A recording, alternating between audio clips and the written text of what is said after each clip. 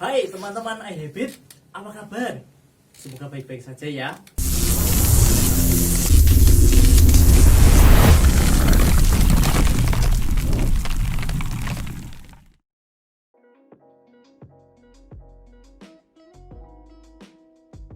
Teman-teman, 2 kali latihan kemarin kita sudah mencoba mengenali rasa perasaan kita.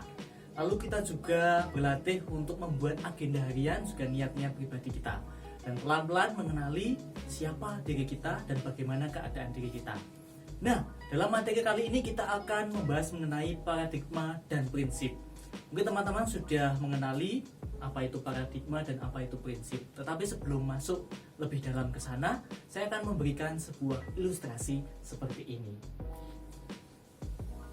Ada 2 kapal perang yang ditugaskan dalam skuadron latihan.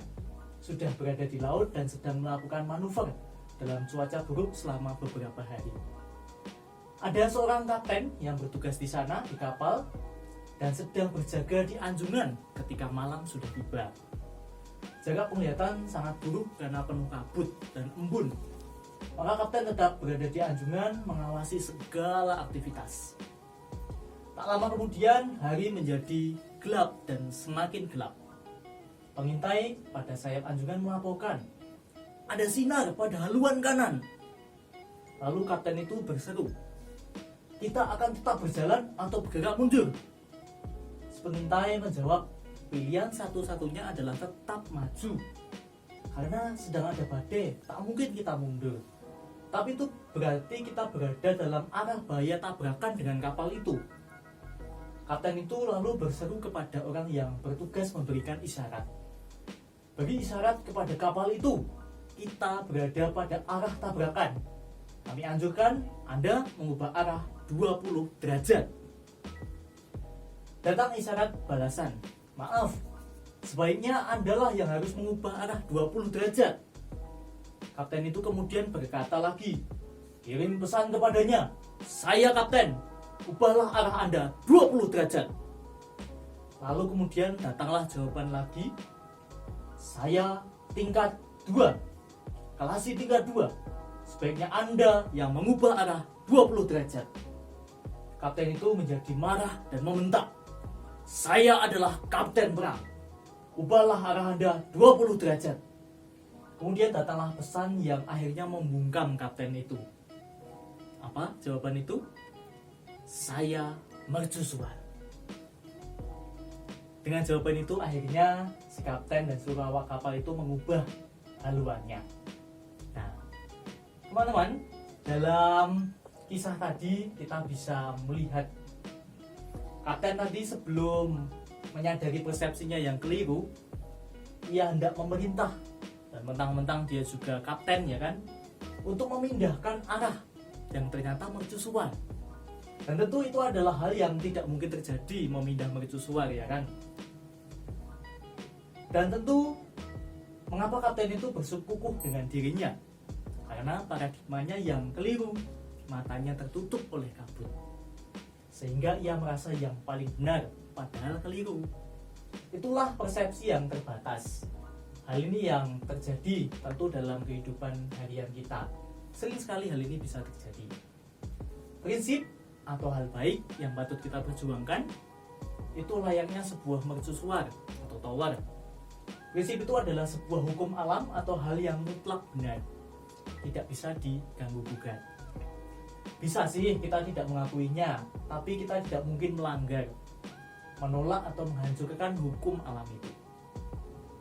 Misalnya contoh ekstrim, ada gravitasi di bumi ini. Ada gravitasi. Bisa sih kita tidak percaya akan gravitasi itu, tapi mau bagaimanapun ketika kita memanjat pohon lalu kemudian menjatuhkan diri, ya pasti jatuhnya ke bawah. Walaupun kita tidak percaya gravitasi, tetapi gravitasi itu tetap mengikat kita. Nah, itulah suatu prinsip yang ada di dunia, hal yang mutlak terjadi. Walaupun kita memiliki paradigma yang keliru, tetapi hal yang pokok itu tetap ada dan tetap benar adanya. Maka menjadi pertanyaan mana yang lebih condong sering kita menangkan. Nah, sebelum kita nanti akhirnya masuk dalam pengalaman konkret kita, Mari kita dalami apa sih paradigma dan apa itu prinsip. Maka selamat mengikuti video ini dan selamat berlatih.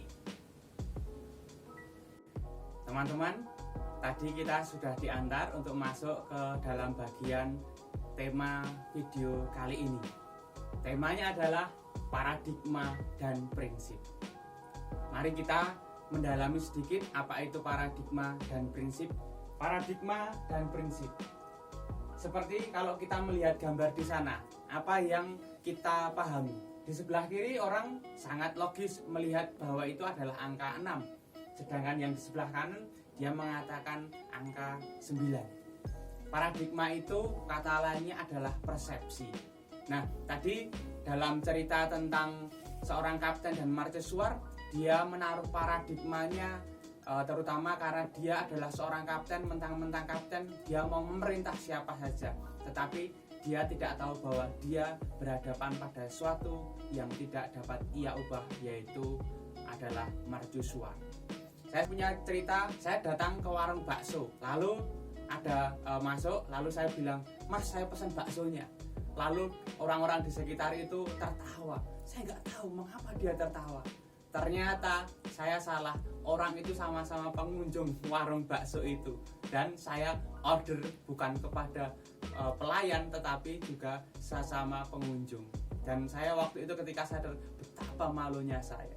Beberapa waktu kemudian saya datang ke toko buku, lalu ada perempuan datang kepada saya, "Mas, tolong saya carikan buku ini." Saya dikira karyawannya.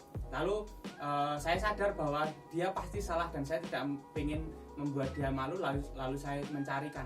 Lalu ketika dia sadar, dia malu terhadap saya, lalu dia pergi begitu saja. Nah, dari contoh-contoh ini mau menunjukkan adanya kesalahan persepsi dalam memandang. Nah, pandangan kita seringkali keliru. Paradigma adalah pandangan kita atau kerangka acuan kita atau konsep kita atau sesuatu yang kita yakini. Jadi keyakinan itu atau paradigma itu bagikan peta, sedangkan objeknya, realitasnya itu adalah tempat di mana peta itu digambarkan. Paradigma itu adalah apa yang mereka pahami dalam gambar itu. Ada angka 6 atau angka 9, tapi itu hanyalah peta. Realitasnya adalah benda yang ada di bawah mereka, tergantung dari mana mereka memandang. Ada banyak paradigma. Paradigma yang pertama, paradigma tentang diri sendiri. Ada cerita anak Raja Louis di Prancis. Waktu itu Raja Louis digulingkan oleh rakyatnya, kemudian rakyatnya itu tahu bahwa tahta yang ditinggalkan oleh raja itu akan diberikan kepada anaknya. Maka supaya mereka dapat merebut tahtanya itu, anak itu diasingkan, dan dengan mengasingkan itu moralnya mau dirusak. Kalau dirusak akhirnya kan tidak bisa menjadi raja. Di sana, di tempat pengasingan itu, anak raja itu disuguhi makanan yang sangat lezat setiap harinya. Lalu karena dia seorang laki-laki disuguhi hiburan-hiburan yang tidak sehat, yang membuat moral laki-laki akan bisa bejat. Tetapi setelah 6 bulan efektif selama 24 jam diperlakukan seperti itu, yang heran anak raja itu tetap pada pendiriannya. Lalu ketika dia ditanya, apa jawabannya? Kok dia tidak terpengaruh dengan godaan-godaan itu? Dia mengatakan, "Aku dilahirkan sebagai seorang raja." Raja yang seperti apa? Tentu dia memiliki visi pandangan ke depan tentang raja yang bijaksana, raja yang punya moral, raja yang mengayomi, raja yang penuh belas kasihan, bukan raja yang sekedar berkuasa. Nah, cara pandang anak raja ini akan mempengaruhi dirinya karena dia memandang dirinya sendiri adalah seorang yang baik. Kalau keyakinan hidupmu itu dengan mengenakan kacamata yang mengatakan aku bisa dan aku berarti, keyakinan itu akan memberikan warna positif pada segalanya. Tetapi sebaliknya, paradigma yang negatif tentang dirimu sendiri, kalau kamu merasa aku tidak berharga, aku jelek dan lain sebagainya, itu akan menghambat perkembangan diri kita. Sedangkan paradigma yang positif membangkitkan yang terbaik dalam diri kita. Lalu paradigma apa lagi yang ada dalam diri kita yang kita hidupi? Paradigma tentang orang lain. Dalam memandang orang lain seringkali kita juga salah. Contohnya ada cerita seperti ini. Ada seorang gadis muda menunggu penerbangannya di ruang tunggu sebuah bandara yang super sibuk. Kita tahu kalau kita mau naik pesawat itu setidaknya 1-2 jam kita harus menunggu. Nah, karena harus menunggu berjam-jam, dia memutuskan untuk membeli sebuah buku untuk menghabiskan waktunya, dan sekaligus dia juga membeli sebungkus kue. Dia duduk di kursi dan bersandaran tangan di ruang VIP bandara untuk istirahat dan membaca dengan santai maksudnya. Nah, di sisi sandaran tangan di mana kue terletak, ada seorang laki-laki duduk di kursi sebelahnya, membuka majalah dan mulai membacanya. Ketika ia mengambil kue pertama, laki-laki itu juga turut mengambil. Si gadis merasa gemas, tapi tidak berkata apa-apa. Dia hanya berpikir, lancang benar. Bila saya nggak sabaran, sudah aku gebuk dia untuk kenekatannya itu. Untuk setiap kue yang dia ambil, laki-laki itu turut mengambil satu. Jadi bergantian. Kalau gadisnya mengambil, laki-laki itu mengambilnya lagi. Ini sangatlah membuatnya marah, namun gadis itu tak ingin sampai timbul kegaduhan di ruang itu. Nah, akhirnya gimana? Kue tinggal satu, yang tersisa. Kemudian gadis itu berpikir, aha, bakal ngapain sekarang orang yang gak sopan ini? Dia menganggap laki-laki itu tidak sopan. Lalu laki-laki itu ternyata mengambil kue yang tersisa, membaginya, lalu memberikan yang separuh kepada gadis itu. Dan apa yang terjadi dengan gadis itu? Dia berpikir, benar-benar keterlaluan. Si gadis benar-benar marah besar sekarang.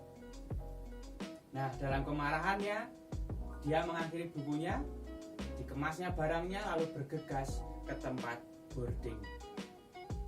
Nah, ketika dia sudah duduk di dalam pesawat, dia merogoh tasnya untuk mengambil kacamatanya, dan dia sontak terkejut. Karena apa?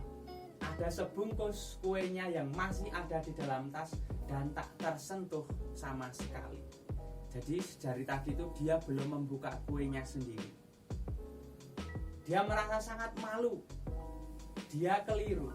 Dia lupa kalau kuenya masih tersimpan di dalam tas, dan yang ia makan dari tadi itu adalah kue dari laki-laki yang dia marahi itu. Nah, ini adalah ilustrasi tentang kesalahan kita juga dalam memandang orang. Kita sering memiliki kesan-kesan pertama yang itu belum tentu benar, dan kita perlu memperbaikinya. Lalu yang lain, kita memiliki begitu banyak paradigma secara luas tentang hidup ini. Ada bermacam-macam. Nanti akan dijelaskan paradigma yang terpusat pada barang, terpusat pada teman, terpusat pada orang tua, pada sekolah, dan banyak lagi. Yang intinya adalah apapun yang paling penting bagi kita itu akan menjadi pusat hidup kita. Di mana hartamu berada, di situ hatimu berada. Atau sebaliknya, di mana hatimu berada, di situ hartamu berada. Tetapi dari semuanya itu, apa yang paling penting dalam hidupku, yang paling bisa aku andalkan? Nah, tunggu jawabannya setelah ini. Tadi sudah dijelaskan bahwa apa yang paling penting dalam hidup kita itu menjadi pusat. Artinya apa? Hal-hal yang penting itu kan seringkali kita pikirkan terus-menerus. Nah, nanti pikiran kita pun akan terpusat ke situ. Sekarang kita akan mencoba mengenali pusat-pusat dalam hidup kita satu persatu. Kira-kira ada apa saja? Yang pertama adalah terpusat pada teman. Ada sebuah istilah yang mengatakan demikian. Tak ada yang lebih baik daripada menjadi anggota kelompok. Tak ada yang lebih buruk daripada merasa terbuang. Kita kalau punya teman banyak kan senang, tetapi ketika kita dijauhi oleh orang lain, itu rasanya sedih. Teman ini penting, akan tetapi tidak boleh menjadi pusat. Tidak baik apabila kita jadikan pusat dalam kehidupan kita. Mengapa? Karena teman ini seringkali berubah, emosinya tidak stabil. Mungkin seringkali atau kadangkala di belakang membicarakan kita, atau sesekali ia mungkin bertemu dengan teman yang baru dan kita nanti dicuekin begitu. Jadi teman ini penting, akan tetapi tidak baik apabila menjadi pusat dalam diri kita karena tidak stabil. Selanjutnya adalah terpusat pada barang. Terkadang kita memandang dunia lewat harta benda. Kalau kita punya gadget terbaru, nah rasanya senang. Ketika ada hal yang misalnya kita suka tentang apa, dan itu ada yang keluaran baru, itu rasanya tuh pengen membeli. Padahal mungkin juga tidak terlalu penting. Dan kalau kita belum membelinya, itu rasanya ada yang kurang. Kita menjadi tidak bahagia sebelum kita dapat membelinya. Kepercayaan diri itu hendaknya berasal dari dalam diri kita, bukan dari luar diri kita. Dari kualitas hati kita, bukannya dari kuantitas barang-barang yang kita miliki. Kemudian ada satu istilah lagi yang cukup menarik. Kalau siapa saya adalah tergantung pada apa yang saya punya, dan apa yang saya punya itu sudah hilang, lalu kita ini siapa? Jadi kalau kepercayaan diri kita, kebahagiaan kita itu tergantung pada barang-barang. Kalau misalnya barang-barang itu hilang, barang-barang itu rusak, hidup kita menjadi terguncang. Jadi yang namanya barang itu boleh untuk kita miliki, tetapi jangan kita jadikan sebagai pusat, karena itu adalah sesuatu yang tidak stabil. Selanjutnya, pusat-pusat yang lain itu ada banyak. Yang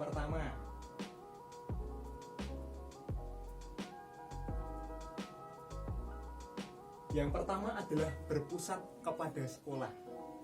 Apa sekolah itu tidak boleh kita jadikan sebagai pusat, karena kalau seluruh waktu kita dari pagi sampai malam kita habiskan untuk belajar, kita akan kehilangan hal-hal lain yang penting untuk dikembangkan. Misalnya berrelasi dengan orang lain atau mengembangkan sesuatu dalam diri kita yang positif. Kita kehilangan waktu-waktu yang lain. Jadi berpusat pada sekolah ini penting. Sebagai seorang siswa, kita mempunyai kewajiban untuk belajar, itu demi masa depan kita sendiri. Akan tetapi seluruh waktu kita kalau ditujukan ke situ itu juga tidak baik. Kemudian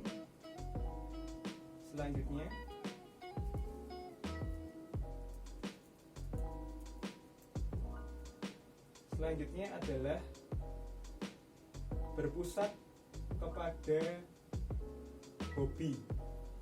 Berpusat kepada hobi itu juga tidak baik. Misalnya kita senang bermain sepak bola, kita setiap hari bermain sepak bola, berusaha melatih skill kita supaya kita dapat menjadi atlet. Akan tetapi ketika suatu saat kita menjadi atlet, kaki kita misalnya patah tulang, terus tidak bisa melanjutkan lagi. Nah, rupanya hobi ini juga menjadi sesuatu yang tidak stabil apabila kita jadikan pusat dalam hidup kita. Kita harus mempunyai kemampuan-kemampuan yang lain untuk mendukung kehidupan kita, tidak hanya hobi. Hidup ini tidak hanya sekedar untuk mengembangkan hobi, ada banyak hal lain yang bisa dikembangkan. Berpusat kepada pacar itu juga sesuatu yang tidak stabil. Kalau kita memusatkan diri kita kepada pacar kita, itu kita akan menjadi tergantung. Kebahagiaan kita akan tergantung bagaimana sikap pacar kita kepada kita. Kalau misalnya ia waktu yang namanya manusia mungkin suatu saat ia cuek ya, terus nanti kebahagiaan kita terganggu, jadi baperan, malas makan atau malas belajar, akhirnya hidupnya jadi lunglai, jadi tidak bersemangat. Jadi pacar ini pun meskipun juga penting, tetapi tidak baik apabila kita jadikan pusat dalam diri kita. Itu ada banyak hal yang lain. Misalnya berpusat kepada musuh, setiap kali memikirkan musuh, jadi dalam dirinya tuh selalu berkompetisi dengan orang lain, itu juga tidak baik.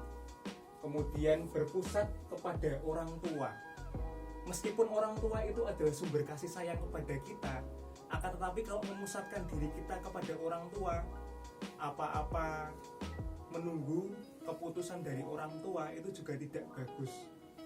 Karena apa?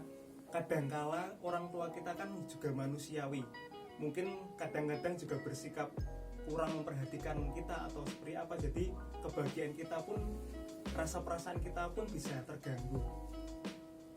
Jadi ada banyak pusat di dalam hidup kita seperti ini yang tidak stabil, apa kita jadikan sebagai pusat. Jika demikian, pusat apa yang dapat kita jadikan pijakan? Seperti tanah, pusat apa yang kokoh, yang tidak labil, yang dapat kita jadikan sebagai pijakan?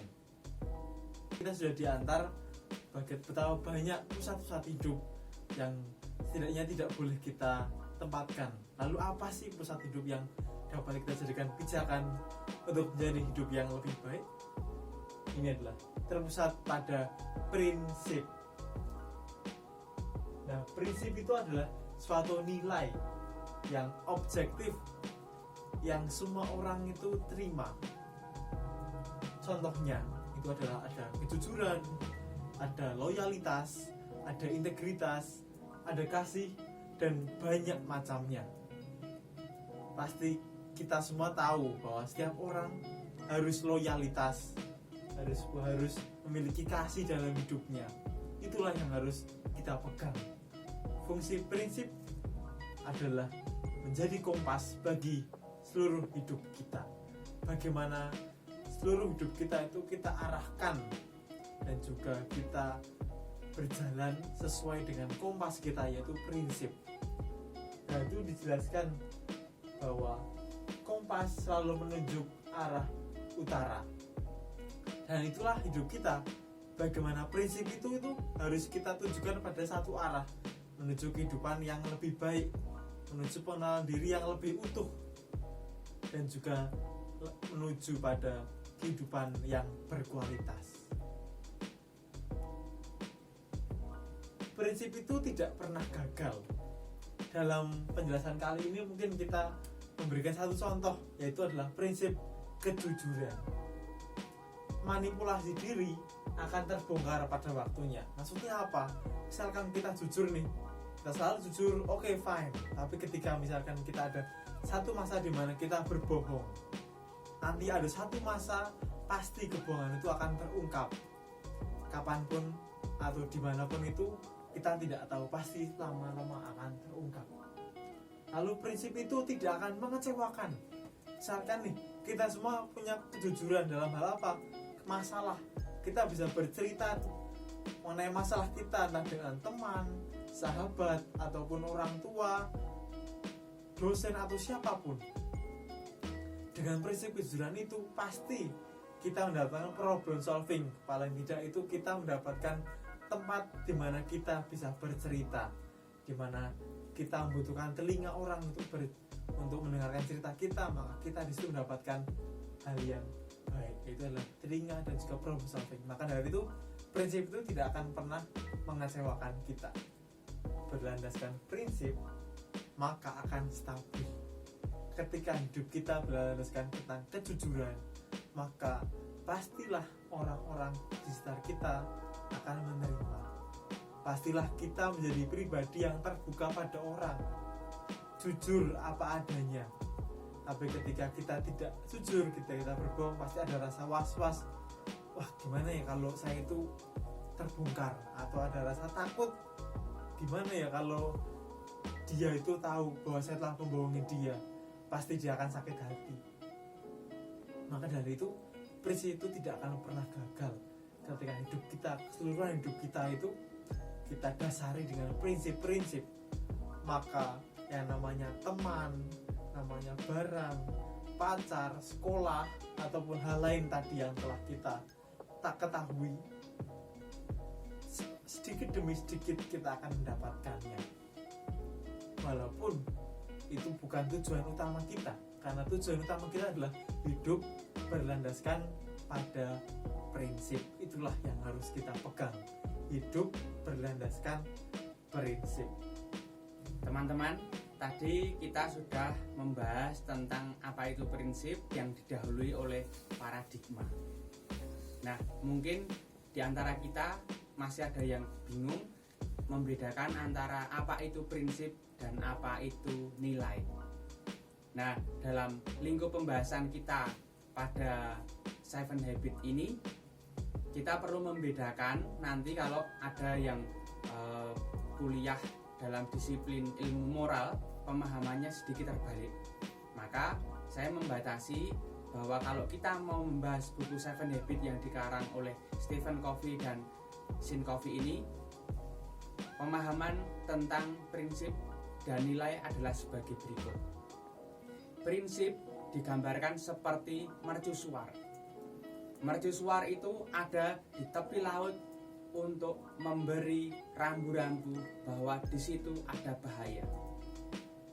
Orang tidak boleh melanggar. Kalau melanggar, pada dasarnya dia akan mati.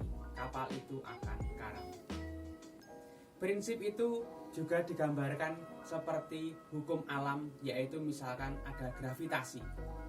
Tadi sudah dikatakan, kamu boleh tidak percaya pada gravitasi lalu menjatuhkan dirimu dari atas menara. Tetapi meskipun kamu tidak percaya, gravitasi akan menerimamu. Artinya kamu akan jatuh dan pada dasarnya melanggar hukum alam itu akhirnya mati. Ada banyak hukum alam, hukum Archimedes, hukum sentrifugal, hukum Newton, dan lain banyak sebagainya. Nah, itu adalah yang mengatur hal-hal fisik di dalam hidup kita. Nah, di dalam kehidupan manusia ada juga yang mengatur, yaitu yang namanya prinsip. Prinsip ini bersumber pada hukum utama. Cintailah Tuhan Allahmu dengan segenap hatimu, dengan segenap jiwamu, dengan segenap pikiranmu, dengan segenap tenagamu. Semuanya itu dipersembahkan kepada Tuhan. Dan hukum yang kedua adalah cintailah sesamamu manusia seperti dirimu sendiri. Nah, dari hukum utama ini akan mengalir hukum-hukum lain, sebagaimana hukum gravitasi akan melahirkan kembali ada hukum Newton, ada hukum sentrifugal, dan lain sebagainya. Demikian juga hukum utama akan melahirkan hukum-hukum lain, yaitu prinsip-prinsip itu seperti yang tadi dijelaskan, ada mengampuni, melayani, rendah hati, dan lain sebagainya. Nah, lalu apa bedanya dengan nilai?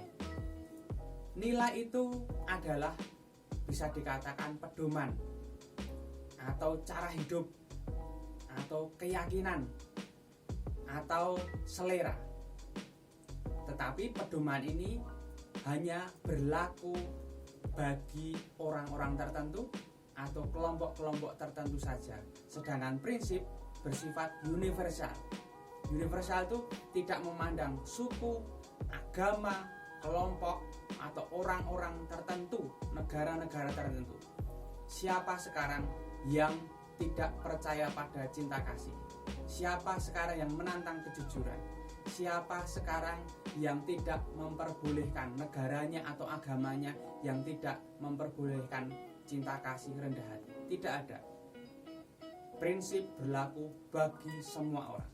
Nah, sedangkan nilai itu adalah pedoman yang bersifat kelompok tertentu atau orang tertentu.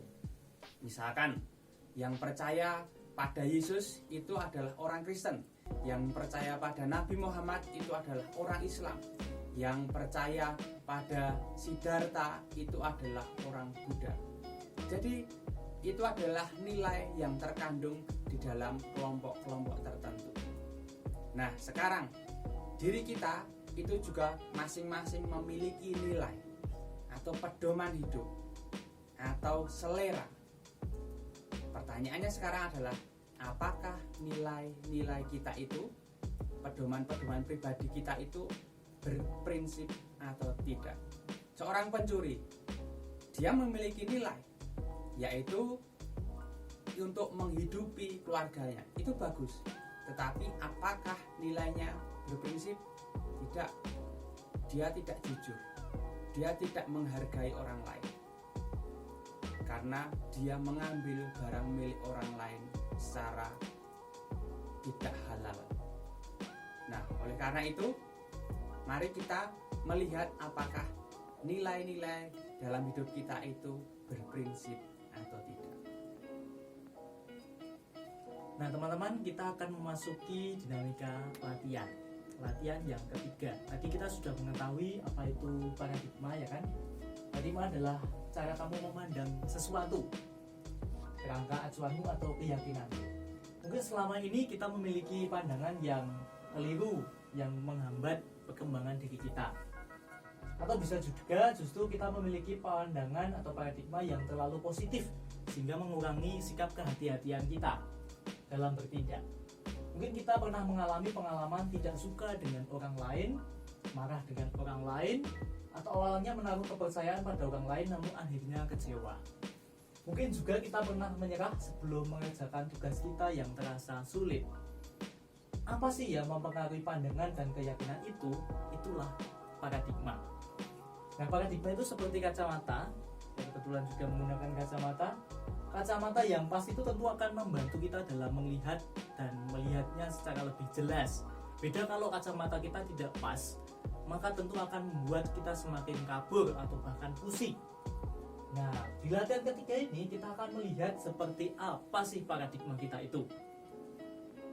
Apakah paradigma kita selama ini tepat dan mengembangkan diri kita, atau sebaliknya ternyata paradigma kita itu tuh keliru sehingga tidak mengembangkan diri kita. Nah, dalam latihan ini kita juga akan berlatih untuk menemukan paradigma sejati itu seperti apa sih, yang di dalam buku Seven Habits disebut sebagai prinsip kebenaran yang mutlak. Maka teman-teman silahkan mengikuti dinamika latihan ini, dan selamat berlatih, semoga sukses, dan salam IGP.